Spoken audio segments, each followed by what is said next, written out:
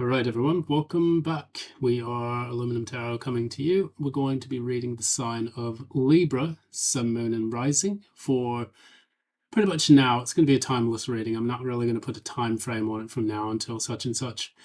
And I think I might stop doing that for the remainder of the time I'm on YouTube, for the simple reason that you never really know when things are going to come to pass. You can kind of get an estimate, but not necessarily a spot-on analysis unless you have the capabilities to do so. Well, for these particular readings, because reading for so many people, some people hit them earlier, some people much later. I'll just leave it at that. So yeah, that's pretty much it. If you'd like to support the channel, please do so by liking, sharing, subscribing, and dinging that notification bell so you don't miss any updates from future postings. And additionally, just continue to show your support and love. I mean, I looked at the analytics, and to date we have 300 subscribers. So thank you so much to all of you who have made this possible, and I'm deeply appreciative of that. And I will continue to have the content rolling in. I just need to get a fit. I need to kind of understand how the algorithms actually work, because I'm a very anti-social media type person, and so I'm going to try to figure out how often to post, when to post, and so on, so that hopefully it can boost in the algorithms. And I think I do see some growth taking place now, so that's a good thing. And I'll just continue to do that on my end. And so once again, thank you so much for that. And I, deeply appreciate that.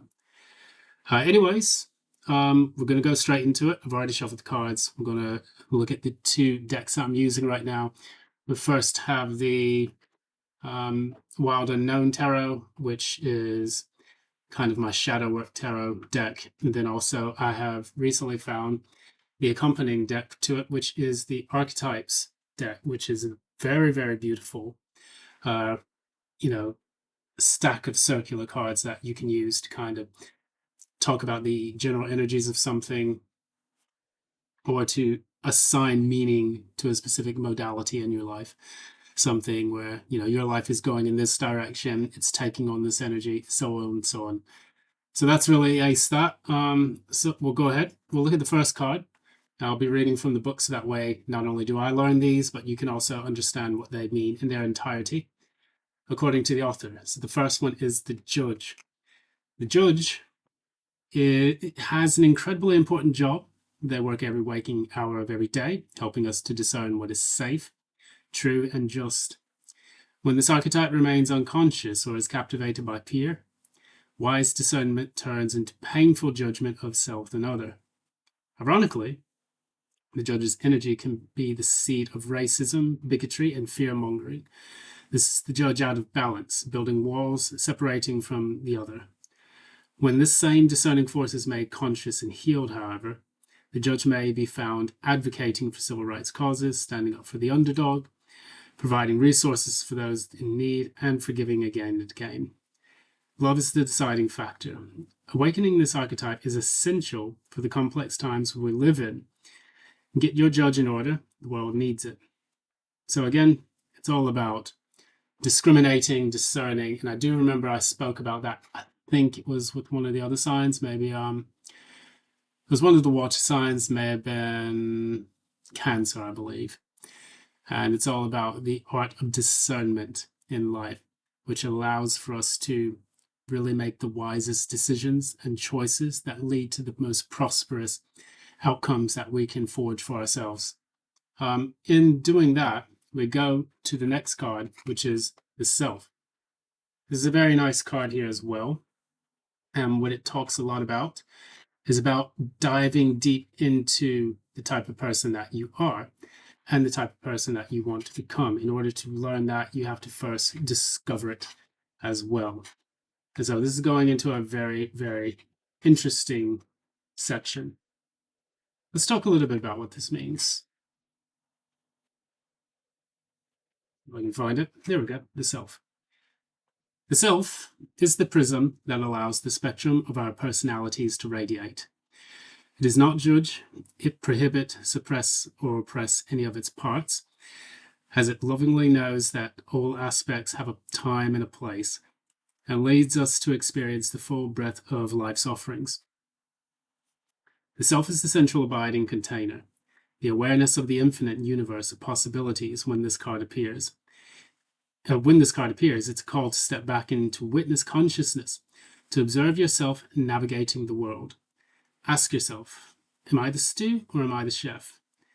In most situations, our ego draws us into the cauldron where we swirl, spin, and smolder in chaos. Yet the self is gracious culinary dancer, watching, waiting, observing as the spectrum of ingredients become the flavor of our life. Look in the mirror for 30 seconds or more. Attempt to see the you behind the you. So, oftentimes in what I like to talk about, like comedic philosophy, or comedic, spiritual science, is that you have your self, which is your true self, your higher self, speaking to you through your person. Persona is actually through sound, sonar. So this is the kind of way that this, kind of card manifests or materializes, or this word materializes. So we often have our higher self speaking through us in our material 3D world, which is entirely comprised of vibrations. And understanding this, we allow ourselves to then feel the vibration of the divinity, which allows us to express our true and authentic self, which is the process of individuation, oftentimes linked to Carl Jung's, archetypal psychology.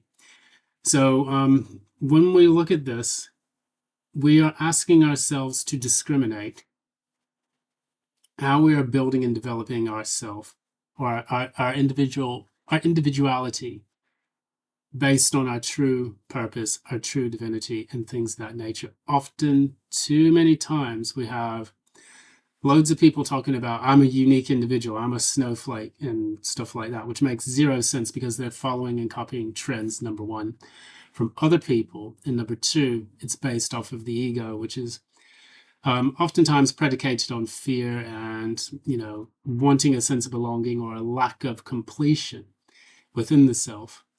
And what we want to do now, we want to turn from the outward world to the inner world, where the divine can speak to us one-to-one, and then finally give us the chance to liberate ourselves. As you can see, the self here, it's coming from this heart chakra, and it's us being able to feel who we truly are based on our experience, but additionally our ability to communicate with spirit. And so that is a very powerful thing to do. And it's a very powerful thing when you have these two cards put together telling us what we need to do. So that is the thing in the theme permeating what is taking place in this reading today.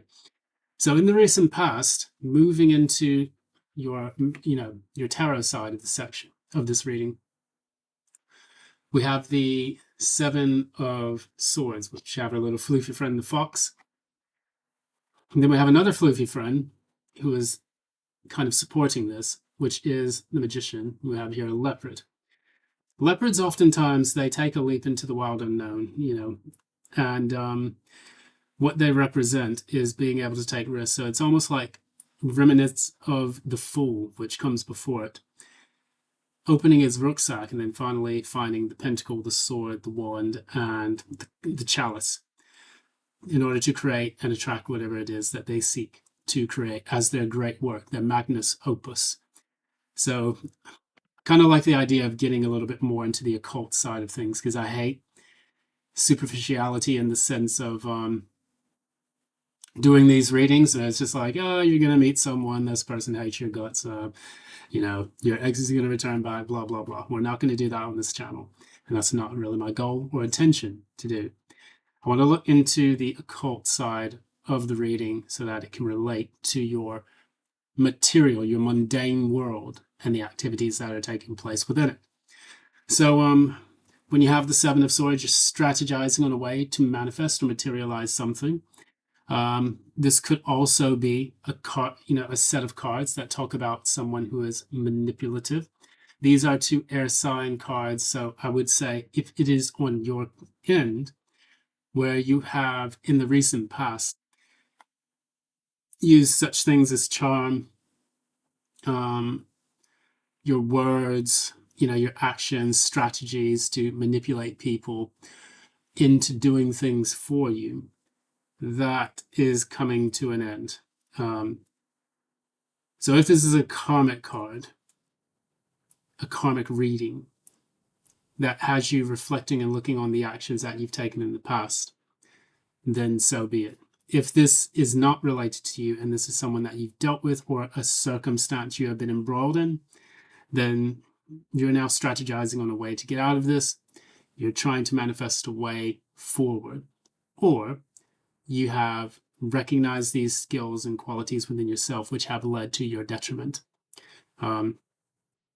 Normally, the magician uses the resources around them. And we all do that, no matter if we're acting for the good of ourselves or if we're acting in a negative, headspace, where we're actually manipulating people for money, for emotional support and validation, things of that nature, competing with someone else.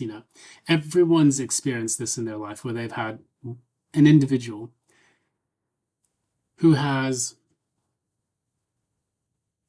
essentially sabotaged the work that you were trying to do, or they have cheated on you, or they have done something else. They have used the resources around themselves to enact this, and they have to find people. People are a resource too, especially people who are narcissistic. Humans are seen as a resource, so human resources in general are a source of narcissistic supply. And that is how they use people in their environment. Do I need this person for money? There will be a pentacle. Do I need this person for emotional support? There will be a chalice to me. Do I use this person to keep myself from becoming bored, or to just to have someone to argue with? Sword. Do I want sex from this person? A wand. So it just really depends how this manipulation is taking place. Is it in good intention or is it for ill intention? So that is the recent past. Now you have this particular period here where you are looking at the Six of Wands. So this is success. In many ways it can be success. Some ways it can be attention, being in the spotlight, being a public figure of sorts. But we have it evidenced by the Empress in the reverse. And the reason why this gives me a bit of pause is because I look at this combination of cards, and normally the Six of Wands would be a very good card to have. And it would tell the world that, I've made it. I made it past the milestone. I've fought through the Five of Wands, studied up, practiced, so that way I could, get into this public space. However, with the Empress in the reverse, it talks about a deep-seated fear of not being enough. This is almost like the major arcana version of the Five of Pentacles. Feeling like you're not enough. Holding on too tightly to people because you're afraid of losing them, instead of recognizing your own abundance.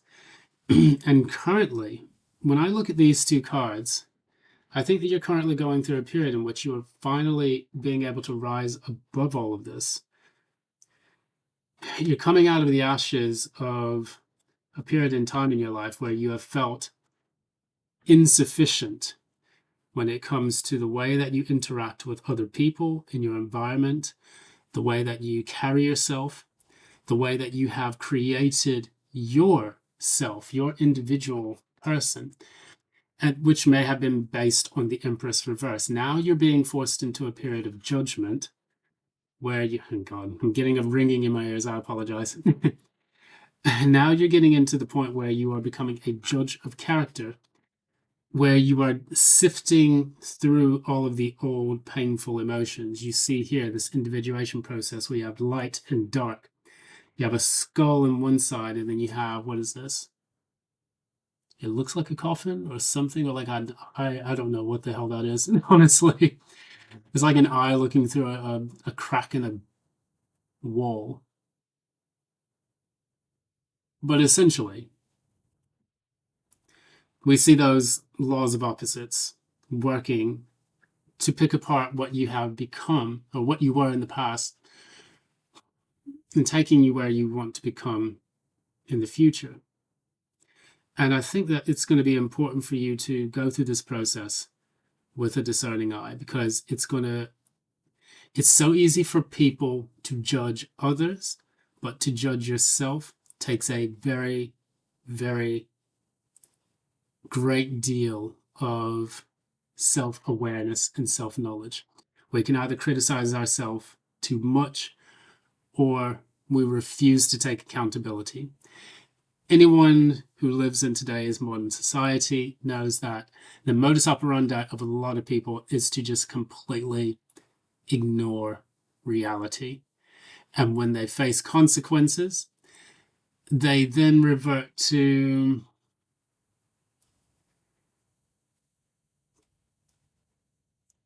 tactics that a child would use, either creating chaos, crying, or ignoring things. You know, I've been watching a lot of videos on YouTube, things like Blue Code Cam or something like that, or like Midwest Safety, where it's cops and police. They'll go around, they arrest people, and when people are confronted by the police, they use tactics that people with borderline personality disorder or narcissistic personality disorder may oftentimes use, which is they create as much chaos as they can to justify the chaos that is within themselves. Because how can they relate to people if they are unable to make sense or even feel or understand what being self-regulated or self-aware is like? So in order to recognize the chaos within themselves, they project that onto the outer world. But when they are met with the resistance of, say, for example, police officers, sheriffs, or constables here in the UK, if I pronounced that correctly, sorry about that. And other types of authority figures, the Met Police, even Greater Manchester Police, if they do their jobs. I'm not going to get into that topic. But once we are met with those types of blockages, we are forced to confront our own actions and be held accountable. When people fail to do that, you get what type of shit happens on Blue Code Cam, where people end up doing random stuff like running away from the police or leading high-speed chases or defecating on the floor, some awful random stuff which should not happen to the average human being. In doing that, though, that would be the negative response, the running away from responsibility, shirking it, or attempting to evade the consequences of your actions. When you are self-aware, you can prevent these situations from taking place by understanding if I take a specific action, it may have a certain consequence. And doing that allows for us to really get to know the type of person that we are and to be in control of our own fate. That is the magician in the upright. With that understanding of the 4 elements that are here in this card, we have an understanding of causality. What happens when I use my sword for this particular thing? I can create this, or I can cause this level of destruction. What happens when I go into my emotions? I can bring about some of the old dross that I've been that I've left behind, that I've refused to recognize or acknowledge in the past, which are then leading to, they're coming from the subconscious into the conscious and causing all of these problems for our responses to stressors in everyday life. So moving forward into the future, you have the 2 of Swords on its side, and then you also have the 8 of Wands in reverse. Now, I see you going through more of this kind of individuation process. You're not blocked per se. I see it almost as like a closing off to really understand how you feel within. Because in the traditional Rider-Waite, you have the person doing their initiation ritual, which they have all this water behind them. That's the water that represents, that which is to come. They're sat with swords crossing their heart, and they're blindfolded. And that is to tap into the knowledge of self and an understanding of self. Imagine you had to hold swords for a long period of time. That creates discomfort. And then on top of that, you then have no link to the outside world other than the space between your own skull, which is your mind and whatever you create of it. And I also see this Eight of Wands becoming a sense where you then start to receive the answers within. Oftentimes, when you have the Eight of Wands in the reverse, it's not just someone blocking you or you blocking someone else. These two could be about blockages, blocking out the outside world, no longer communicating with people, shutting out the outside world because of the consequences you face. That could be a possibility of the near future of what we're looking at. But I don't see it that way. For some reason, intuitively, I feel that this is you shutting out the rest of the world so you can think. Have you ever been around a noisy group of people when you're trying to study or you're trying to take a phone call or something like that? And you realize that the environment, the focus on the external that you have put so much time, effort, and energy into now no longer allows for you to understand the internal. So you're flipping the script and you're actually going within and you're trying to get those answers. And those answers are communicated to you once you finally block the outside world out. So what this leads to as the outcome, you have the Nine of Pentacles on its side, which is the process of getting something into the upright. It's kind of hoisting it back up. You have the Queen of Cups, which also talks about what we just discussed, and the King of Pentacles in the reverse. So what we have here, let's break it down. We firstly look at the Nine of Pentacles, which is pre-Empress energy in many ways. This is the minor arcana version of the Empress. And you're now trying to go from that Empress in the reverse into the Empress, the mini Empress in the upright, which is at least setting the foundation for what it is that you want to achieve. Even on a psychological scale, this would be absolutely instrumental for you if you start to focus on these types of aspects of yourself. Now, because you're writing these Nine of Pentacles, it's important for you to have a foundation, which, of course, the King of Pentacles tells us is not quite there yet. But you are at least getting the Queen of Cups here.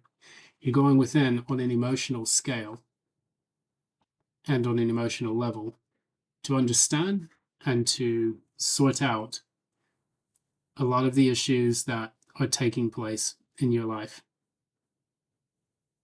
To understand yourself on an emotional level. You're moving away from the swords. You're finally stepping into the Pentacles and the Cups. Moving away from the swords and wands, moving into the Pentacles and the Cups is what I see here. Getting grounded, finally understanding your true self, your true nature, who you are at the foundational level in terra firma, and additionally, being able to finally reflect on yourself. So, heavy I know, but that's the way it goes. Anyways, thanks again. It's the Aluminum Tarot reading for the sign of Libra, Sun, Moon, and Rising. And I appreciate your time and attention. Thank you so much for allowing me to hit 300 subscribers. Thanks for all the likes and shares. I deeply appreciate it as well. And I will see you on the next go around. Until then, take care, love and light.